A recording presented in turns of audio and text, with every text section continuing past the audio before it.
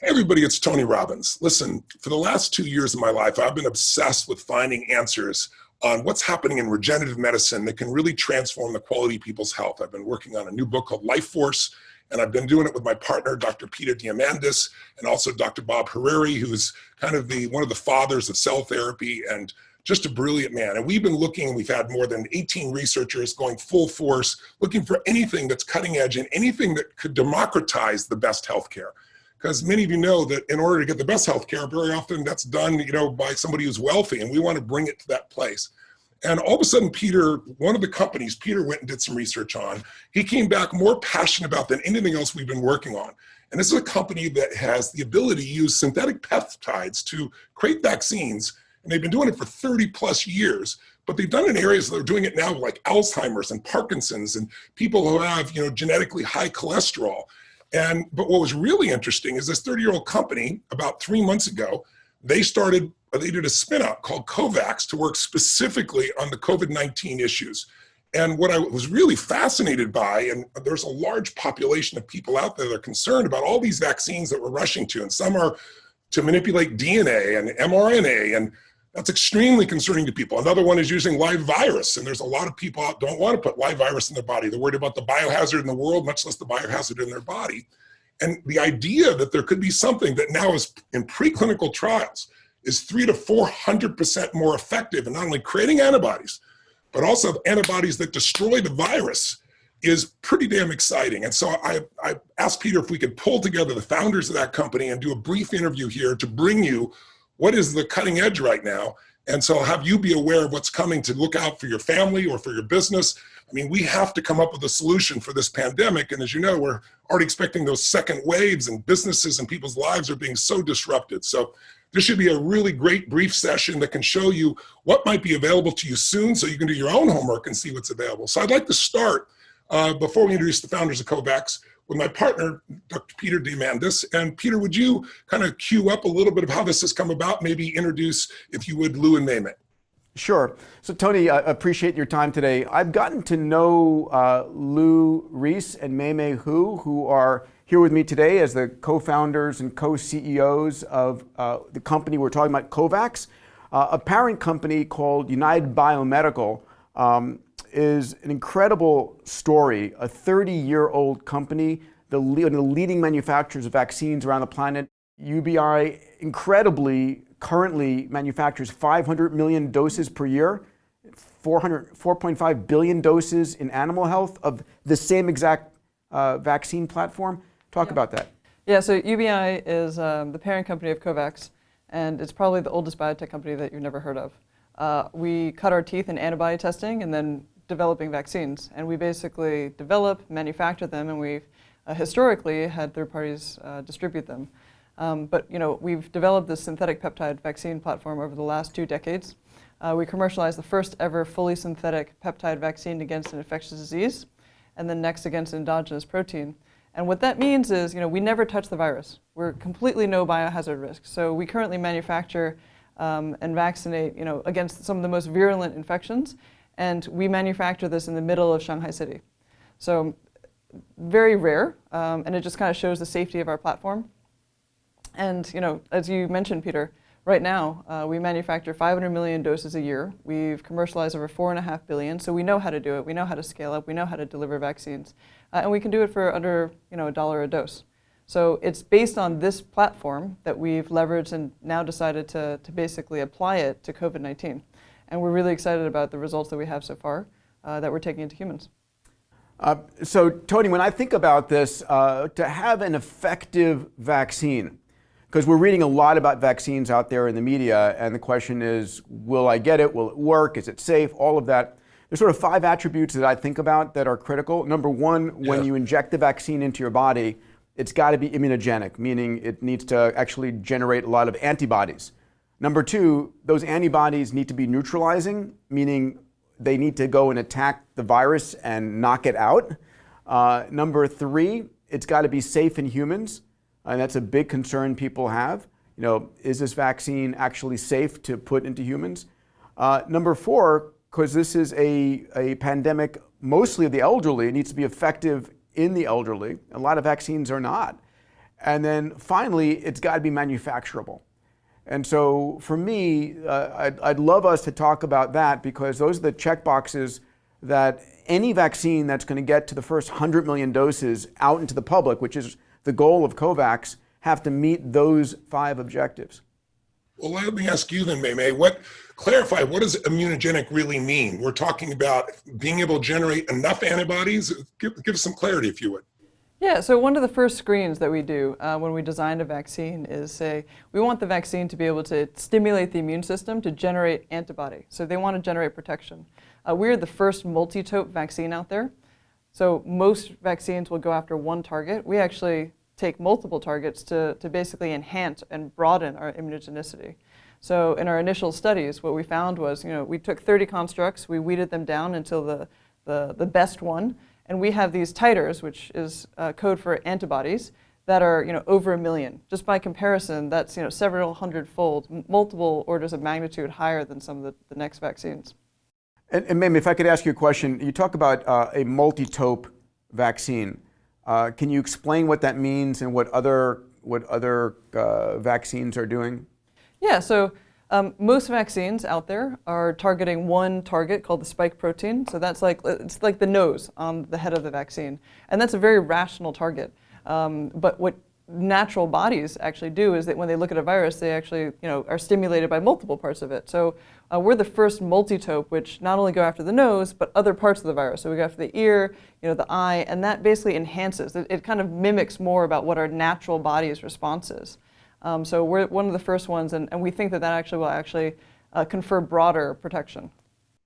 And so when you talk about immunogenic, then there's also how effective are those antibodies? In other words, do they actually, kill the virus? What kind of statistics, what are you guys finding in preclinical trials in animals right now? What kind of numbers are you seeing, both in the numbers of antibodies that are being generated, but even more importantly, their ability to destroy the virus, I should say? Yeah, you're absolutely right, Tony. So one of the most important things is, yes, you can generate antibodies, but are these antibodies functional? Can they neutralize the virus? So we took our vaccinated serum and we sent them out to 2 independent labs.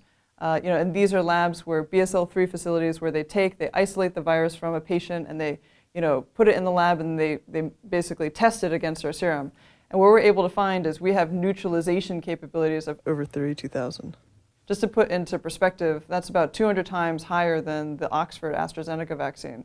So these are, as some of our scientific advisors would say, this is blow your socks off good. It's very impressive. Would you mention a few? I know there's 3 that I've read, and I got a chance to meet 2 of them, but tell a little background on who your advisors, the scientific advisors, and their background, if you would. Yeah, no, absolutely. We are very blessed to have an awesome slate of advisors. They include, George Sieber, who was the former chief scientific officer of Wyeth Vaccines.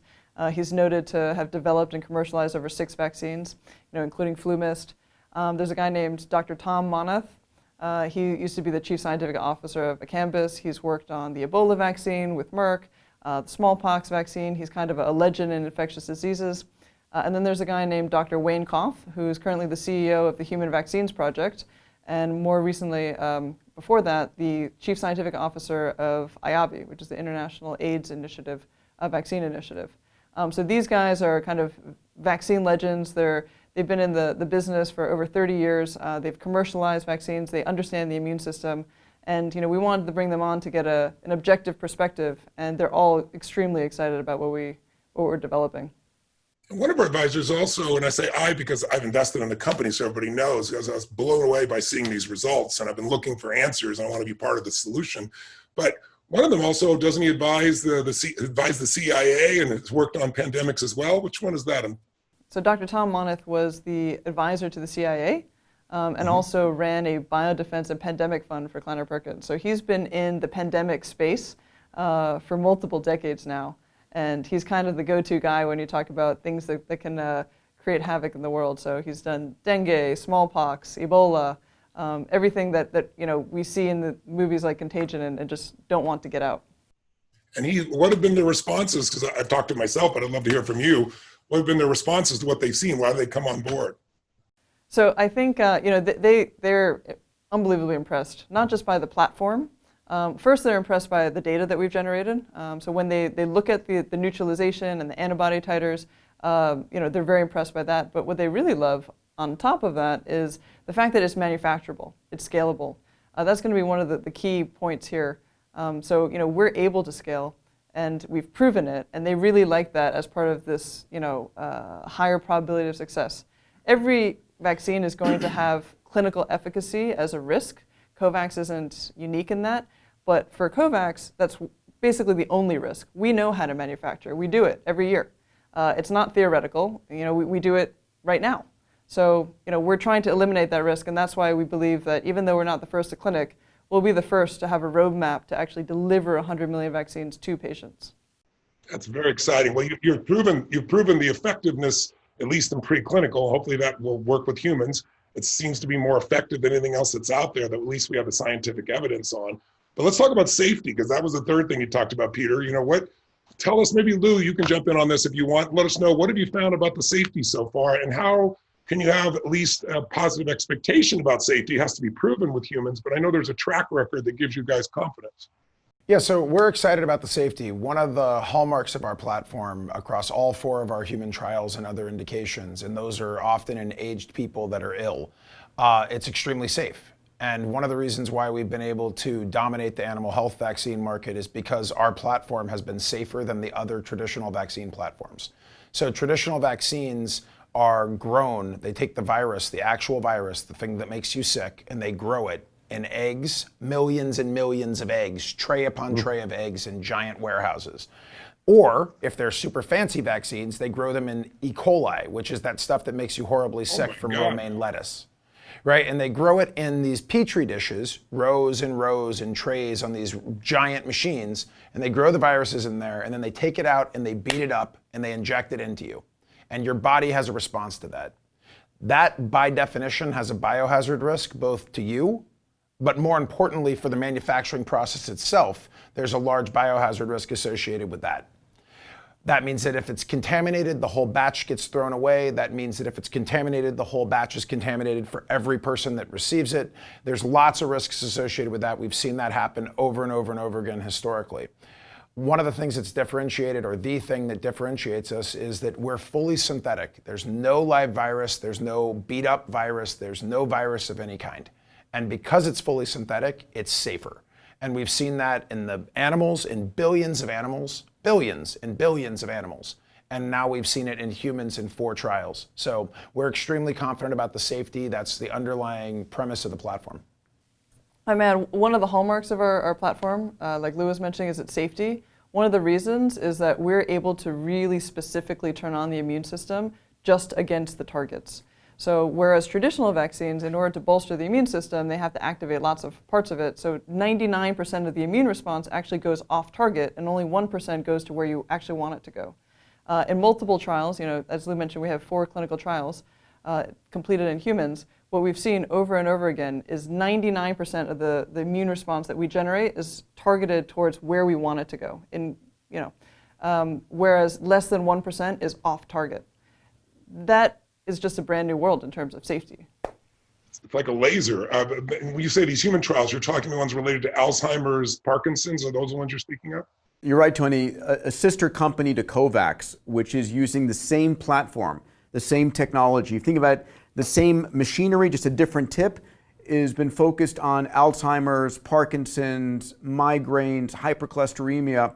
And those 4 human clinical trials have demonstrated effectively a near perfect safety record. There's been minor adverse events, but nothing significant that we're concerned about. So we have a high degree of confidence that this platform is innately safe in humans, which a lot of the other vaccines don't yet have. And when you talk about manufacturing and speed to manufacture, forget even distribution, we'll get to that in a few minutes. I want to talk about the elderly with safety in a moment and effectiveness. But before we do that, there is a difference also in what you have to build. Isn't an average, as I was doing the research, $1 billion to build a factory? I know we already have factories, but $1 billion because of the number of chickens and eggs. And what's the difference? Can you give us maybe a metaphorical difference of what it's like to mix synthetic peptides to provide that laser-like response in the immune system, as opposed to building a factory that traditionally is being done that are using live virus as an example? I mean, reality is that this is chemistry to mimic biology. And as a consequence, it's as simple as mixing paint. So when you're mixing chemicals, you can do it at scale. It's highly replicable, which means that you don't have bad batches. And it's highly scalable in a smaller area and at a much lower cost. So to put it in perspective, we can build plants for approximately a tenth as much and deliver a larger number of annual doses.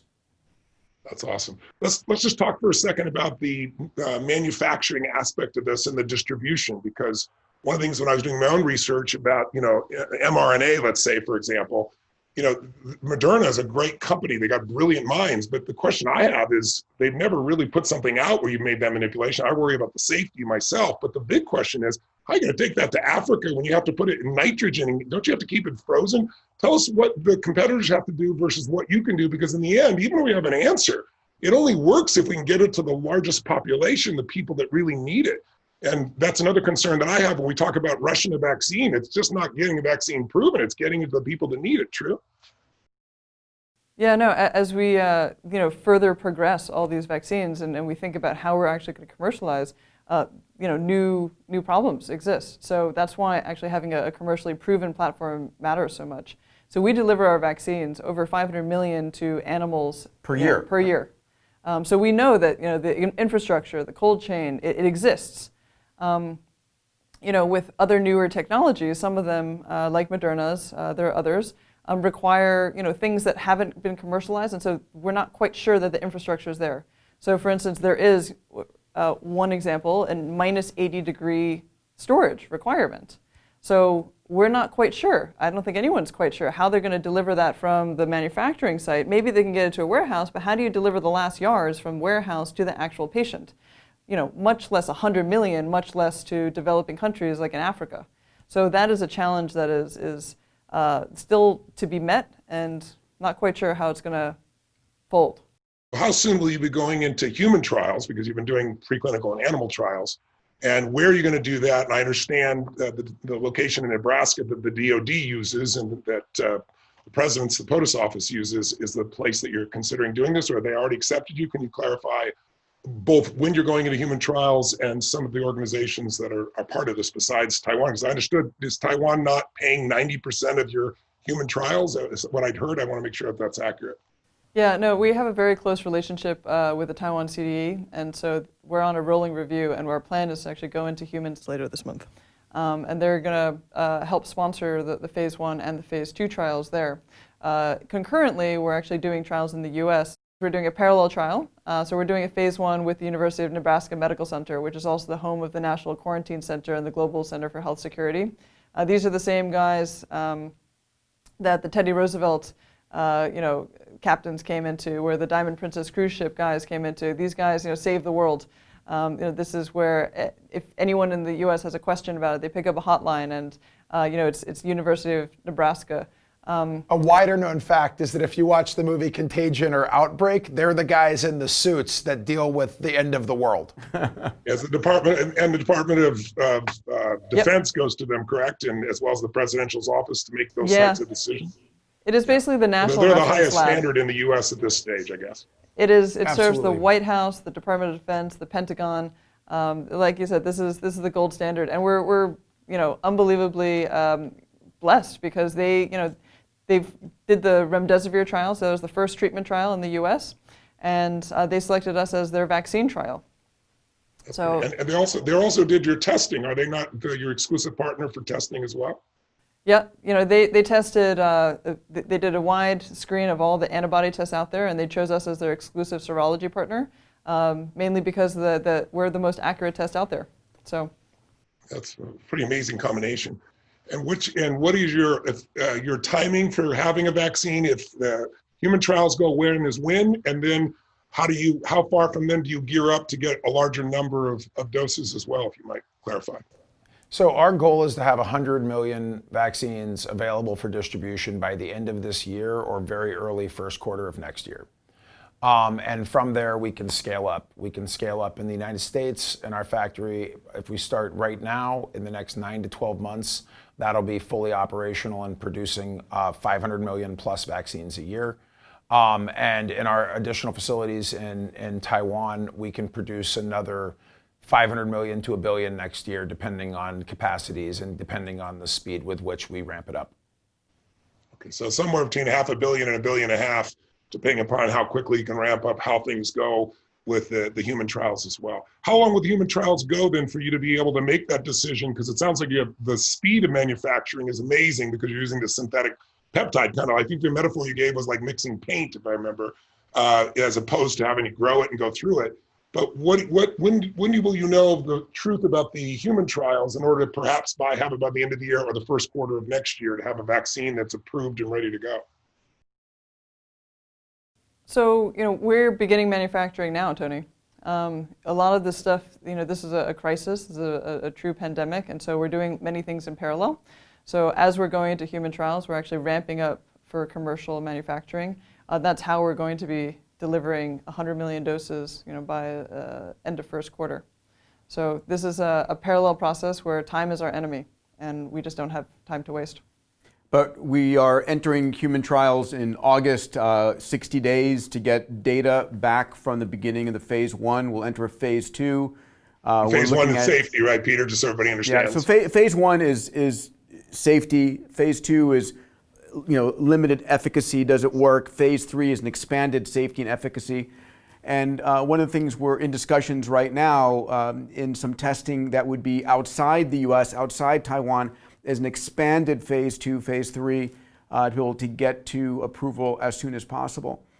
I think one of the things that is important is it's not going to be a winner-take-all situation in the vaccines. There are going to be a number of vaccines that are approved and go into the marketplace. We believe we've got the manufacturing, the safety, the platform to be one of those leaders. One that I think is also the ability to be demonetized, because it's going to be insane for the first year as people are bidding up the price of the vaccines and people are making a grab for themselves, their elderly parents, their children, and so forth. So how do we do that in ethical and a logical fashion is important. How do we do it safely? So I'm proud of the team here, what they've been able to build. I mean, we are on a mission. You know this. You live your life on a mission as well. It's 24/7, and it's extraordinarily involved in this. And the other vaccines that you guys have begun to generate or begun to test around Alzheimer's, Parkinson's, genetically high cholesterol and so forth. What blew me away, and the reason I got excited with the company and personally decided to invest even then, was that you have a situation there where the cost per vaccine on those vaccines wasn't it $1 or less, and you still are extremely profitable?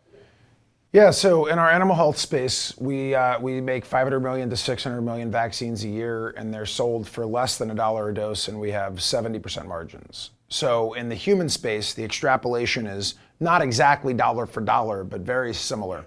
Maybe, I know you're announcing your preclinical science data later this week. I saw a summary chart. Could you maybe walk through that so we can just have people see what the data is really showing, if you're willing to now? Yeah, absolutely. Can we put up the slide? Awesome. So this is basically a summary of the data that we just shared based on the immunogenicity, how many antibody titers can you generate, how neutralizing they are, and how manufacturable, right? And it's a comparison against the other leading vaccines that are in the field, that are in the clinic right now. So as you can see, the row anti-spike titers, that's how many antibodies we generate. So we're over 1 million. We're at the top of the range that's even detectable. You can see it across the line. Where we stand out tremendously is neutralizing antibodies. So we're over 32,000 in comparison to, for instance, AstraZeneca's, which is about 40, Inovio's, which is in the hundreds. These are other vaccines that are currently in the clinic. So if you just go down the line, you can see that we're hitting the box. We're hitting the efficacy box. We're a commercially proven platform. We know how to manufacture. So that's why we're super excited and believe that we're in an unbelievable position to be able to deliver this to patients. It's pretty extraordinary. And I just want to thank you for what you're doing here. I think we're going to have to wait for the science of what happens on the human trials. And as you said, you won't be the only one in the marketplace. Obviously, there's going to be plenty of other manufacturers. But the idea that you could be first, be safe, and truly cost effective and deliver to the places that need it most, because I think in the end, one of the things besides not having the biohazard live vaccine is this idea that you can actually get the distribution to those that need it, and those that need it in countries where they don't have the kind of infrastructure. To me, those are the reasons I was pulled into and wanted to do this interview with you both. Is there anything we've left out that we should cover before we sign off? Because I think this is going to intrigue people and hopefully get people to go do their own education and study what's out there and what they might want to be considering for themselves going forward. I mean, it might be worth mentioning, quite frankly, we all know COVID is going to mutate at some stage. Yeah, you're bringing up what I was going to bring up. Exactly. I think so many people are concerned about that right now. There's evidence it's already occurring in some cases. And so all we've got to say is, put us in, coach. Let's go fix it. Tony, thank you so much. I really want to thank you, all three of you. You're extraordinary. We're all going to be watching what you're doing and praying for great progress. It sounds like there's been extraordinary progress already. But boy, if we can get this done by the end of the year, that would be such a gift to humanity, not just to individuals, but to all of you. And wish you the best and look forward to going on a journey with you as one of your investors, but really just want to get people to be educated to what's possible. And I really thank you for taking the time today for all three of you. Thank you, Peter. Thank you, Lou. Thank you, Mei. Thanks so much, Tony. Really appreciate it. Take care, Tony. Blessings. Stay safe.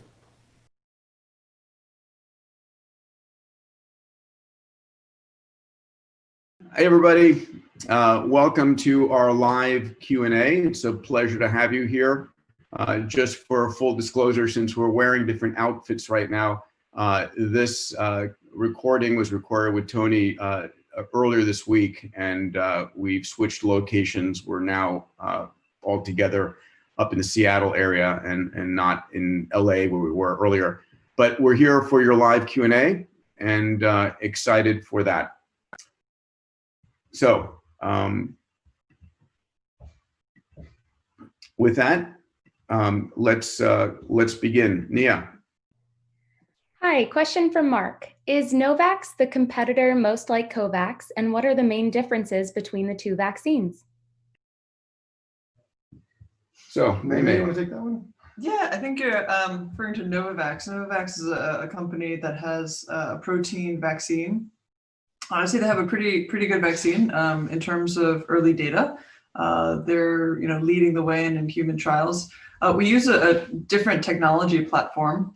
Ours is a synthetic peptide with a protein tip. We've commercialized and know how to manufacture. They have, as far as I know, never commercialized, although I have to say that their vaccine is good, but they use different platform technologies, underlying technologies, and they have a very strong adjuvant.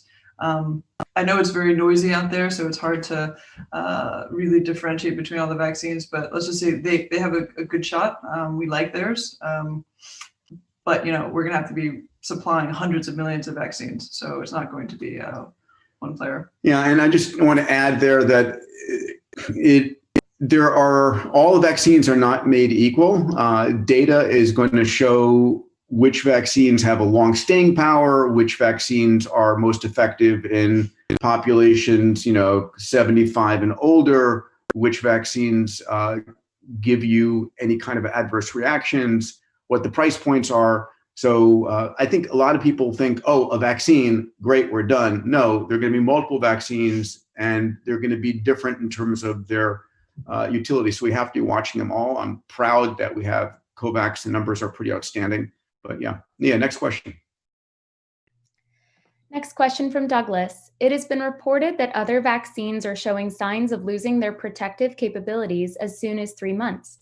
Has COVAX collected enough preclinical data to know whether the effectiveness of its vaccine loses its protective capability over a similar short period?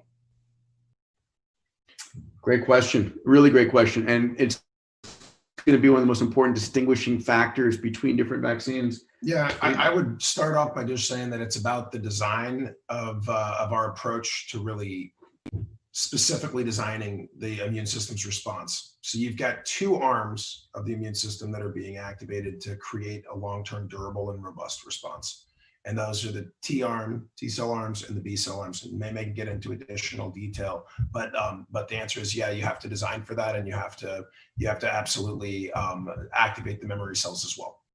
So there are going to be two components to durability, which is how long it's effective for. The first is, what level of neutralizing antibodies you get. So the higher you get, obviously it's going to take longer for those neutralizing antibodies to wind down.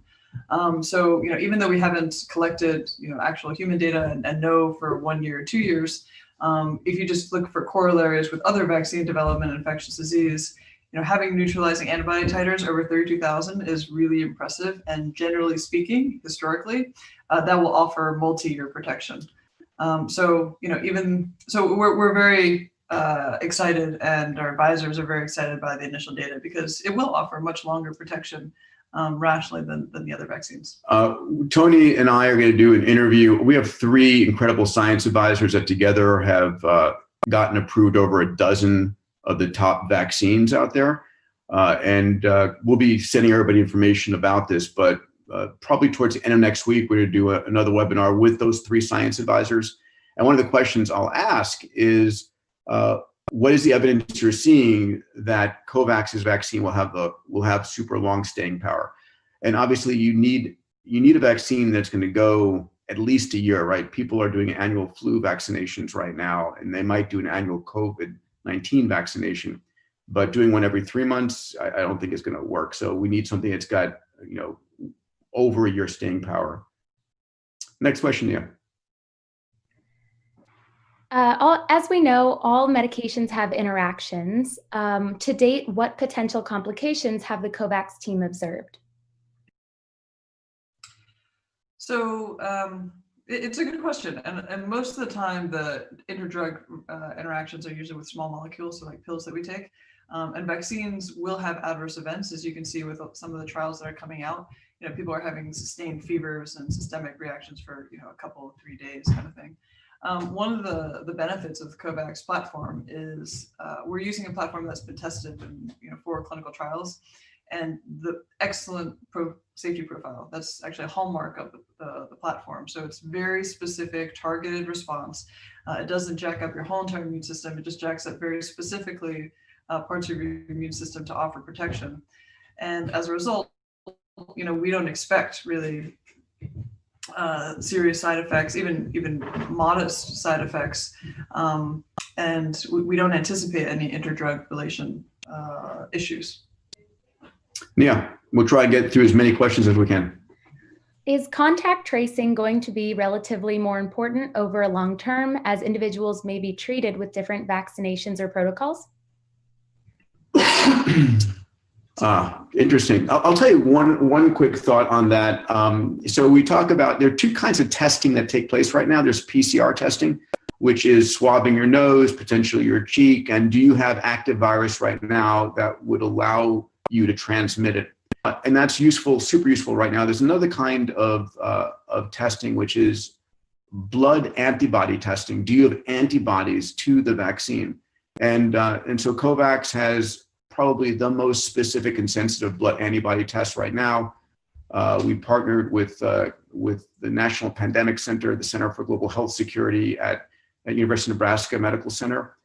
They chose us over many other blood antibody tests. But here's the deal. Blood antibody testing is going to become much more useful a year from now. Once we all get vaccinated, you're walking around thinking you're safe because you've been vaccinated. But what happens if your vaccination wears off and you get reinfected? So it's once you're vaccinated that you're going to want to test yourself every 6 months and make sure you still have antibodies against the virus. So that part of contact tracing, or it's a different version of making sure that when people are vaccinated, they still have antibodies protecting them. That's going to be really important. Makes sense. Yeah. Next question, yeah. I'm from India and would like to know how you could leverage India's pharma manufacturing strengths to further quicken the distribution of the vaccine. Any idea on how you could quickly distribute the vaccine to rural India? Well, hello, India. What I can say is we're in discussions with 2 major companies, one major hospital system and one tech titan about bringing this vaccine to India. and we're open to others. What I can say is that I think the term you first used, we're COVID chasing. So we're in Brazil right now negotiating relationships there. We're in India, wherever the pandemic is the worst. Other thoughts about India? No, I mean, I think it's definitely on our radar. As Peter mentioned, we are looking at ways, access and is a core value of ours. It's something that our platform enables us to do, is scale up at very cost-effective rates. And so we're looking for partners all around the world, particularly where the COVID outbreaks are more serious, and finding ways to help distribute. So we're actively in negotiations to bring it to India, as you mentioned. And I think the last benefit is that because of the platform technology, we know that the peptides and the vaccines are very stable, which means that the rural India distribution and the rural market distribution is absolutely possible with existing vaccine infrastructure. Yeah, I think one of the things that Mei Mei's mom and the science team at COVAX and the parent company, Biomedical, have built is a platform that is super low cost. The vaccine fluid in the bottle is more expensive and sometimes than the actual vaccine in there. It's crazy. And so we're able to make it low cost, but it's really the distribution and the infrastructure that starts building up, and of course the cost of getting it through the clinical trials to get it there. But hopefully, yeah. Yeah, and just one more point on distribution. I'm using rural India as an example because you asked, but one important thing when we think of how we're going to serve the global community is if you don't have a proven platform, you haven't faced all the challenges that are necessary to getting the vaccine actually all the way to the patient. So there are some technologies out there, particularly the mRNA, DNA, which need to be held at minus 80 degrees, which is essentially liquid nitrogen tanks. It doesn't mean the vaccine isn't good necessarily, but it just means that there are additional challenges. So you're not just building the vaccine, you got to build the road infrastructure to get it all the way to patients. So what we're looking to do and what we're excited about is that we've been through that battle. It's not theoretical. We've distributed hundreds of millions of doses of animal vaccines. So, the infrastructure to patients is improved. It's better than that. So this is a major advantage and an ability to serve the global community. I'd say we're wishing best luck to every vaccine company out there and really proud of what we have so far. Yeah. What are the timelines for completion of phases 1, 2, and 3 and launch? Is COVAX looking for collaboration? We are looking for every way to accelerate what we're doing, which is to deliver safe, effective vaccines to people. Right now, we're starting phase 1 next month. Actually, it's later this month. Yeah. It's August now. We're going to be doing another phase 1/2 in the U.S. with the National Quarantine Center with the University of Nebraska Medical Center later this fall. And after that, we are aiming to be in a phase 2/3, which is a large registrational trial, which will complete in 2021. So we're racing to manufacture these doses right now. And we should have 100 million available by the end of first quarter and almost 1 billion by the end of next year. Yeah. So we hope to be through phase 2 towards the end of this year and then entering phase 2/3. Yeah. And in terms of collaborators, I think that we're trying to do this as quickly as we can. And so however that can be achieved, absolutely. We're excited to work with the federal government and with certain states in the United States. We're excited to work with the governments in other countries. And we're excited to work with anybody that can help accelerate the path to market and the ability to get a great vaccine to people that need it. Yeah, I think my team emailed peter@diamandis.com. If you have a collaboration in particular, I'll have my team scan that email and you can propose that and we'll have someone get back to you. Next question. How does a synthetic virus in the vaccine fight the actual COVID-19 virus and its mutations? So what we're doing is actually, the way a vaccine works is it presents something that looks like a vaccine to train your immune system to generate antibodies and develop a memory against when you see that again. So when the actual virus comes in, your body's already primed, it's seen it, it knows how to defend it. So it's basically training your army right, which is the army of your immune system. We're not actually developing a synthetic virus. What we're doing is we're using synthetic peptides. A peptide is a chain of amino acids that make up eventually a protein. Yeah. So what we've done is basically take synthetic peptides to mimic a virus, to mimic the really important epitopes of a virus. So it's almost like if you're reading a book, there's certain chapters or certain words that are more important than others. It's like we're picking out the ones that are the most meaningful to be able to get your body to understand how to fight it when it actually sees it. So in that way, we're using synthetic chemistry to mimic what a real virus would look like so that your body is primed when COVID actually comes around. I like to think about it like those little computer tests on the internet when they say find the stop sign. It's a picture of a stop sign, but we can find it. It's the same sort of idea. So instead of having the real virus or a real stop sign, which is cumbersome and heavy and you got to bring it around and all that stuff, you got a picture of it, which still alerts your mind and your body that there's a stop sign. Yeah. Is the company publicly traded? If not, is that the end goal of growing COVAX? So we're not publicly traded. It's a private company. The way I think we look at going public is not an end goal. It's whatever it takes to achieve our mission, which is to deliver vaccines. Sometimes you have to, raise capital, and accessing a public market may be one of those ways. I don't see ever going public as an end goal. It's just a part of a journey of actually delivering the vaccine to patients. Yeah, and I think the company may eventually get there. And please remember, we haven't really talked about this much, but the same platform that is being used for creating a super highly specific, highly effective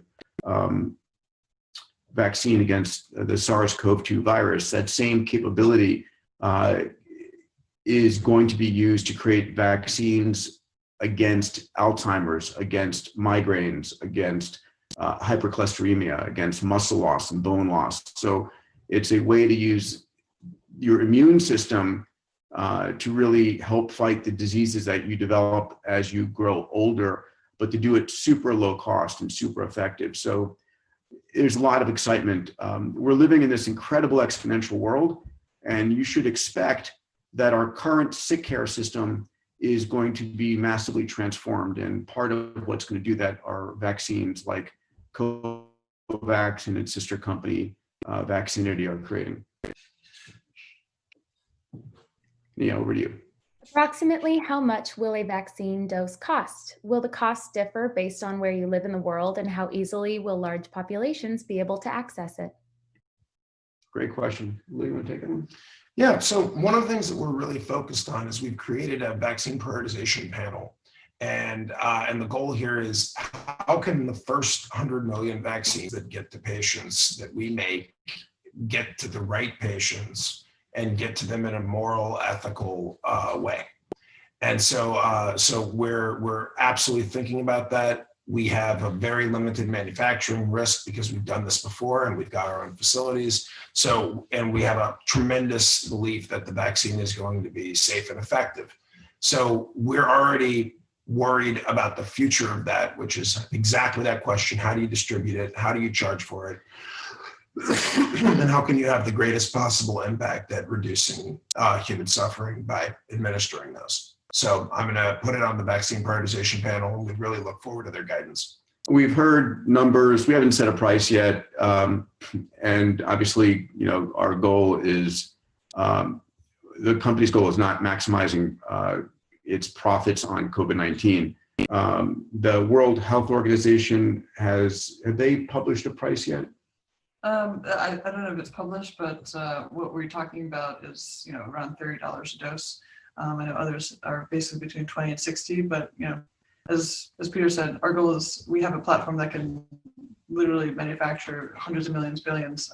We want to make sure it's accessible to everyone that needs it, because everyone does. Yeah, and there's plenty of money to be made down the line as a private company or as a public company, but right now it is really getting it out there as soon as possible. So I do know that our platform is one of the lowest cost platforms in terms of the technology, because it's not biology. It's, as Lewis said, it's more like chemistry. Next question. Are you all planning to take the vaccine yourselves and give it to your families? Absolutely. As soon as we get it. As soon as possible. Yeah, I know. I think it's something which I feel comfortable. I know we all do about the safety, because this platform is super safe. My 6 and 9-year-old were both asking when they can take it this morning, actually, which is hilarious. So it's a great question. I think the hallmark of the platform is its safety, and we're tremendously confident that this is something that's going to offer protection for us and our families. Absolutely. Yeah, I'm actually trying to see if I can make it available to all my Abundance 360 members in January as a benefit of being a part of A360. Anyway, yeah. So as soon as possible, there may be waivers to sign and things like that before it's FDA approved, and obviously want to do everything within legalities. But yeah, it's the platform is amazing. How come some viruses, such as getting a cold, have no exact cure? Great question. Or even HIV. So a cure is, why doesn't the common cold have a vaccine? It mutates a lot, and drug development is expensive and laborious. And so sometimes it's a decision on which indications to go after. And usually you go after ones that have the most serious unmet medical needs. So for a cold, the worst that happens is you get a cold for a couple of days, maybe a week or so, but it's manageable. And so, that from a risk benefit is, that's what drug companies determine, whether they're going to go after that or not. Then there are other viruses that are just really tricky, pesky, like HIV, where for 20, 30 years, people have been trying to develop a vaccine, but it's just very tricky. It mutates, it hides, and so it can evade the immune system. So there are different reasons. One is prioritization of actual resources, and the other is in the case of HIV, and there aren't many, but HIV is one of them, where it's just a vaccine is not the most effective approach thus far. Yeah. Why are people so fearful of vaccines? I did some research watching a TV show. Do you know that the anti-vaxxer movement or fear of vaccines goes back hundreds of years? It's not something recent. And, one of the earliest vaccines for, came from cowpox, where you were taking the pustules from a cow and basically injecting that into your body. And, sometimes when you're using live viruses or you're using beat up viruses, attenuated viruses, it makes you sick. And so some vaccines can make you ill, and some vaccines can have negative effects. On the whole, and please hear me, I'm a medical scientist type. The data, I look at the data, vaccines have saved probably tens of millions, if not hundreds of millions of lives. They cause some damage, but it is, thousands of times less. The downside is de minimis compared to the benefit to society. And in fact, a lot of people who don't vaccinate their kids against, the scourges of the past are putting our kids at risk. And so there is really a balance here to be had. And it's important to really do the research and listen to the science. Yeah, I'll put a plug in for vaccines just generally. It's probably the most prolific medicine of our day. We've doubled our health expectancy in the last 100 years. Our life expectancy. Yeah, our life expectancy. And most of them have been because of child illnesses. There are now over 20 vaccine preventable diseases. Most of the vaccines are for pediatrics. And it's because, the reason why we're doubling life expectancy is back, 100 years ago, I think it was a 1 in 5 chance that your child wouldn't make it, past 10 or something. So yeah, if you go back 500 years, 40% of kids were dying I mean, what's the chance? It's a coin flip. What's the chance if half your kids didn't make it past age 5? How would that feel? That's insane. Yeah, so it's listen, there's always naysayers for anything, but vaccines I think have been unbelievably transformative for humankind. Right now, 80% of people are vaccinated, so it's prolific. Next question. What are some side effects of this vaccine that people should expect when they take it? Great question. So this vaccine, generally speaking, when you're puncturing your arm, I think the biggest, side effect is just some site injection reactivity. So a little soreness of where the needle goes in. Otherwise, in our other human trials, we really haven't seen many side effects. Some other more traditional vaccines, because they use a virus and beat it up and actually inject it in you, sometimes you can feel like you're sick. Sometimes you can get a fever. Sometimes you can get a headache. For ours, it's synthetic, it's very clean.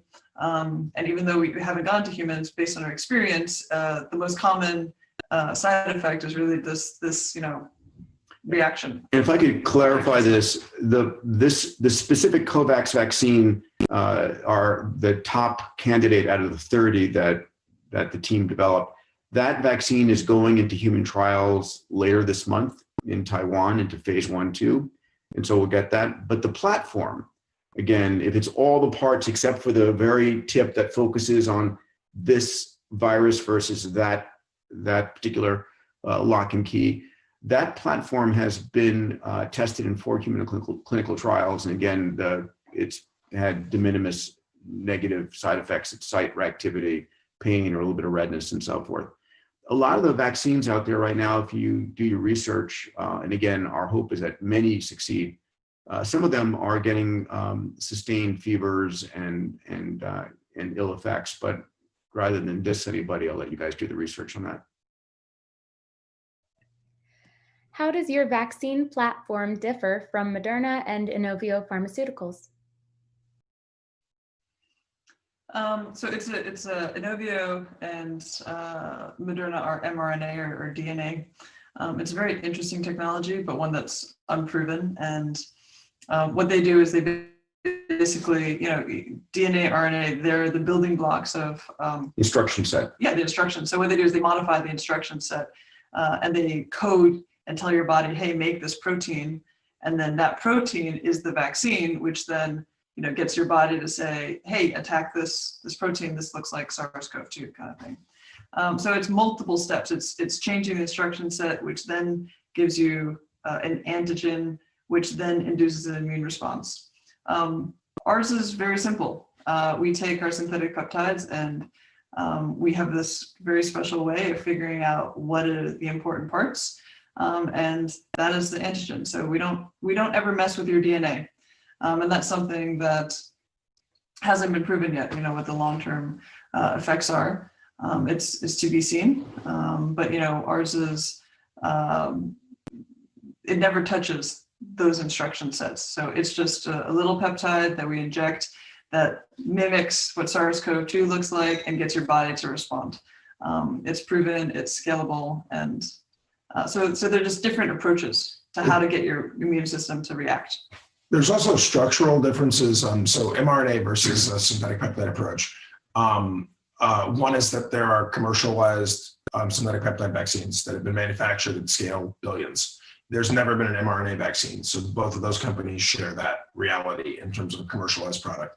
The other issue is that because they're mRNA, they both have to be stored in liquid nitrogen at -80 degrees.